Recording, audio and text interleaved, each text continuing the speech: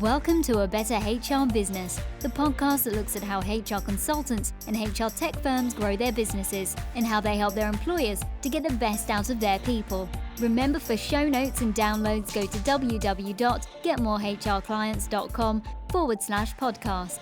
That's getmorehrclients.com/podcast. Okay, let's get started. Hello, welcome back to the show. Great to have you along. And I'm really looking forward to today's conversation with Nigel Gracie. Nigel is from Harrison Assessments International, an amazing psychometric tool, platform, whatever you want to call it. And we're here today to talk about something slightly different. It's around how to partner as a consultant or as another HR-related business, how to partner with Harrison Assessments International. So we're going to get into that. But firstly, Nigel, thank you very much for joining me today. Delighted to be here. Thanks, Ben. And it's a rare opportunity for me to interview someone who also likes cricket, because most of the world thinks it's a strange thing. Yeah, absolutely. I don't want to talk too much about it because, England's performance in the Cricket World Cup. Oh, yeah. And for listeners who don't know anything about cricket, the thing I like about cricket is that it can go for 5 days. And at the end of that, someone still may not have won. I think it's just a wonderful concept. So let's talk about Harrison Assessment. So we're going to talk about how people can partner with it and potentially use it as part of their consulting business or revenue generation or whatever it may be. But we'll take a step back and actually, can you tell us what are Harrison Assessments? What's it all about? Yeah. So, we're a global psychometric test publisher based out in Hong Kong and much bigger in the Far East and the US than we are in Europe. I'm responsible for the whole of Europe and Africa. And essentially our business model is primarily channel. So we've got about 1,000 channel partners. I'm responsible and look after and support about 200 of them, say in Europe and Africa, which is my region. And we work with them. It may be in terms of they may offer coaching or training or recruitment services or people development. But in all areas, we work with our partners to help them give their clients the best experience. And like I said, so 95% of our business is done through that kind of business model. Got it. All right. So what are those types of partners? So someone listening to this thinking, I wonder if that's me. It might be a consulting firm. It might be a solo consultant, or it might be a larger business. Yeah, it's quite interesting for me because it gives me a real wide range of partners that I work with, from the one-person band, particularly coaching. We are business partners with the International Coaching Federation. So in some cases, it's one-person bands up to much larger management consultancies or training companies. Those are the sorts of partners that I tend to work with. All right, cool. Okay, so what does Harrison Assessments actually do? What's the product suite look like? It's primarily, so our main assessment, the one that we're both best known for, is a behavioural-based assessment. And if you don't mind, I'll kind of do the very quick potted history of the assessment world. Broadly speaking, now I'm not a psychologist, but I do know lots of psychologists. So there may be some disagreement, but broadly speaking, there's 4 types of psychometric assessment. There's personality-based tools, there's behavioural-based tools, there's cognitive process, and there's cognitive competence. So personality is that deep core, this is who you are, this is why you do the things that you do. That's a personality assessment. I'm sure your listeners can probably think of one or two off the top of their heads. So personality is to do with why you do stuff. Behavior is to do with how you do stuff. Cognitive process is to do with how you think or how quickly you think. And cognitive competence is about how much or how little you know on something.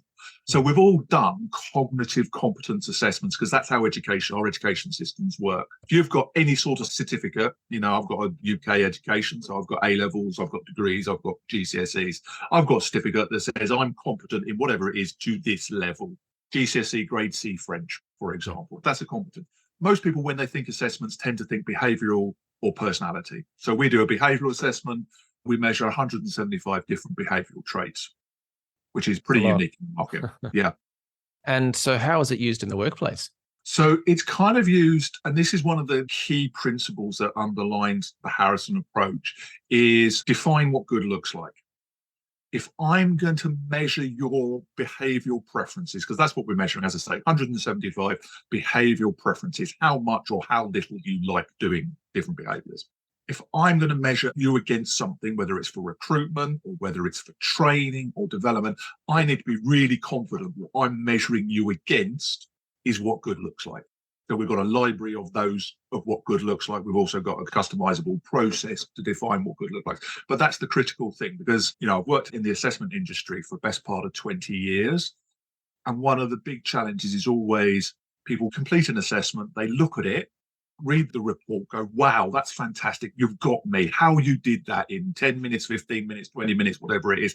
How you did that in 20 minutes is amazing. And it disappears. That shouldn't be the end of the process. In fact, actually, getting people to do a questionnaire and produce the report should always be the start of the process, not the end of the process. How do you continue that process on? Well, as I said, first of all, it's define what good looks like. So I've now got something to measure you against. So the recruitment's the obvious one.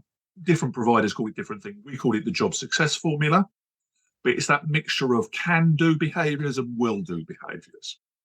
For example, I don't mind admitting, as a commercial guy, probably no big surprise, I score low on precise as a behavioural trait.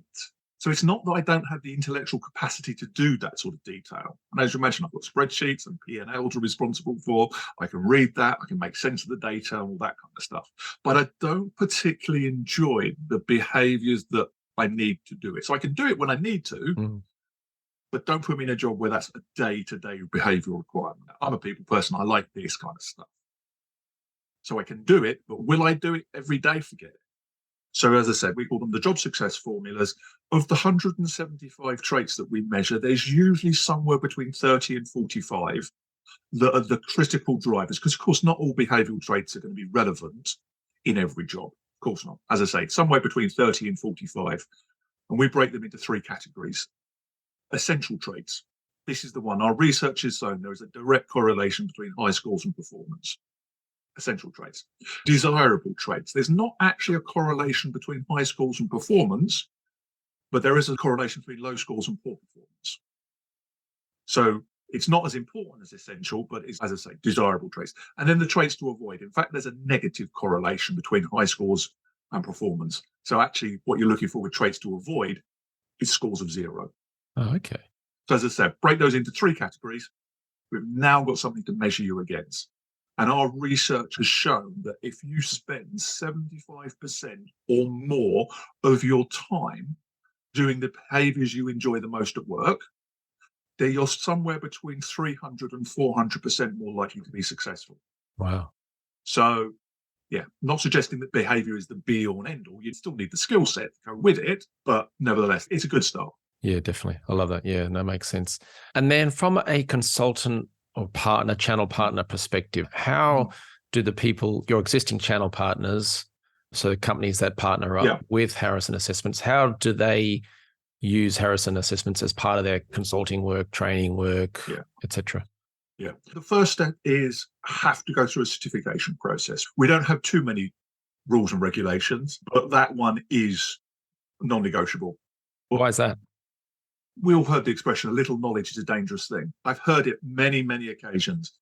They failed the psychometric, or forgive me for referencing some other assessments, they're a red and I'm a blue, therefore we're going to clash. And it's like, no, that's not how it works. It's not how any assessment works. Yeah. So assessments are a tool, and like any other tool, if you don't use it properly, you can't blame the tool if it doesn't work. So partners, their clients, it's slightly different, but for our partners, our channel partners, you have to go through our certification process. That's a non-negotiable. Yeah, that makes sense. And then they tend to build it into the services that they offer. So it might be they're offering as part of recruitment or part of training. You see it a lot in leadership training. They will build it in as part of their service offering with mine and our support. As you know, I'm a commercial guy, so I like to think I've pretty good experience from a sales perspective, how to have those kind of salesy type conversations. So, you get me as part of the deal. But yeah, most of our partners build it in part of the service that they offer. In some cases, it'll be a managed service, and obviously they'll charge a fee for them managing the service. They know how much the assessments cost from us. Or in some cases, they'll actually sell our platform to their client and then use it that way. Got it. Okay. And what kind of HR problems would they solve using the Harrison Assessments? So again, the classic one is recruitment. As I say, understanding what good looks like. What are actually the drivers of performance? Because a lot of businesses aren't actually clear on that. And A lot of things in my experience, like employee engagement, which I'm really, really passionate about, starts with recruitment. Get people in the right job in the first place. That's a huge driver. A lot easier. Absolutely. All the other stuff and the management, and motivation, all that kind of stuff, and all the leadership, that's really important. But you know what? Get the people doing a job that they enjoy, because nothing breeds engagement like being good at your job and being successful, being valued and appreciated. So that's only going to work, as I say. So a lot of our partners use it in terms of leadership development. I know, speaking personally, this is long before I worked for Harrison, I hasten to add. My first leadership role was the classic, I was the top performing salesperson in the team. The previous sales manager moved on, up I go, walk out of the office on Friday afternoon, a member of the team, walk in Monday morning. I'm now leading and managing the team, and I'm supposed to have this magic weekend where I suddenly learn everything that I need to be a leader. And you've probably seen the stats as well. Something like, most leaders are in the job for something like 15 years before they get their first bit of leadership training. It's just crazy. As you're talking, you kind of reminded me when I first started out my own HR consulting business, and I was doing a bit of everything, a mishmash. But I remember going to one business where I did the classic employee handbook stuff, policies and procedures, get that. So I developed that, and then I helped them educate everyone and get it signed off and stuff. And then because I was having sessions with employees to sign off employee handbooks and policies, as a natural byproduct, I learned what was going on. It's just like a feedback session almost. And so that then enabled me to, what you'd say nowadays, upsell or cross-sell. Let's get some communication workshops and or training going. And then really this stems from the leadership group. So we should do some work with your leadership team. So it kind of went from there. It wasn't planned or structured, but that was the natural evolution. And I'm imagining that someone like me in a situation like that could easily leverage in some assessments to improve recruitment, which supports the engagement part and or leadership development. Yeah. That's kind of the flow. Is that what you're seeing with others of your channel partners? Yeah, a lot of them, particularly if they're, like you said, like yourself, they're new into the consulting world. One of the things, because, I'm a pretty seasoned sales professional, for 20 years, I've either, you name it, for HR or L&D product solution, I've either sold it personally or run the sales team. So, there's not too many situations I haven't experienced. So, one of the first conversations I'm always having with partners is, what does your ideal customer look like? Because one of the problems with doing people solutions is it's applicable for every business in the world, every organization in the world. That's far too big. You've got to narrow it down. It's going to affect how you go to market and your marketing and your process. And, I've got the questions. I don't have the answers. You as the consultant, you answer the questions, but I'll pose them. So we narrow it down from any business in the world to something that's actually vaguely manageable. And then it's about, okay, how are we going to get in? And sometimes, you do have to get in by doing maybe not the most interesting, revising the staff handbook. Now, as you know, I'm not an HR professional myself, but I would imagine it's probably not the most exciting project in the world. But sometimes you need to get in the door, do a little thing, build the relationship, build the trust. I'm sure you've heard people talk about discovery calls and finding pain and the issues. Sometimes you have to earn the right to have that more sophisticated conversation by doing something small, build the relationship, build the rapport, build the trust, and that leads to. And so I see that a lot. And certainly those partners who've got big spending clients and global clients, definitely that's how very few of them have gone in and sold the whale. No, a little project, a little project, a little project, a bigger project, and then it's taken off. Very rarely do you catch the whale as the first deal. Absolutely. And if you do, it's because you've built up that track record so you can talk about it and leverage it.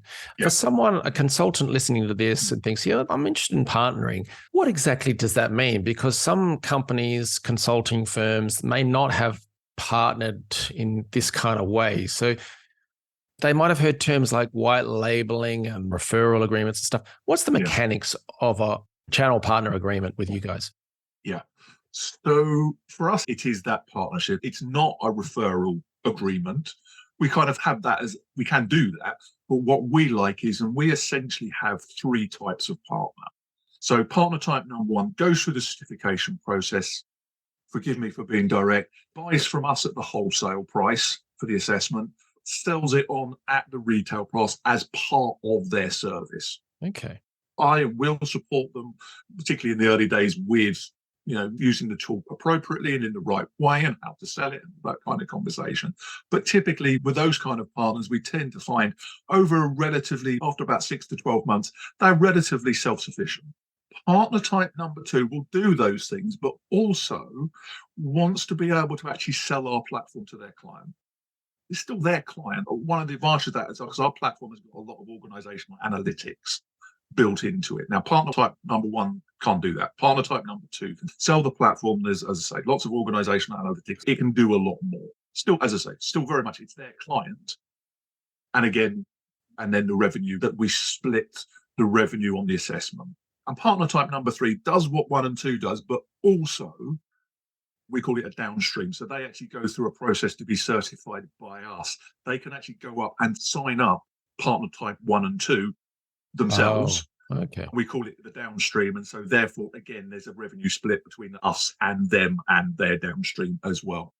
And we try, not exclusively, we try to only have 1 or 2 of those per country. I was just going to say that's more of a regional or a country based thing, isn't it? It is a bit more of a country manager type role. But again, it's about what works, what's going to fit in for their business model. One of my key questions when I'm speaking to new partners is, what do you want to spend your time doing?